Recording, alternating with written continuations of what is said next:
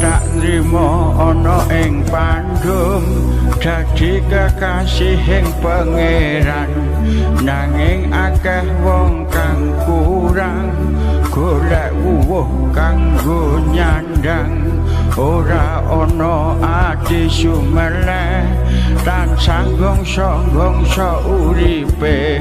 nuruti hawa nafsune bakal gedhon tembih burine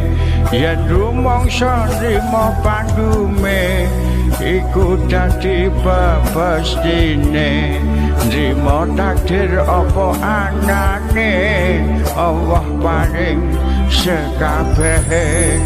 la ilaha illallah la ilaha illallah la ilaha illallah Muhammadur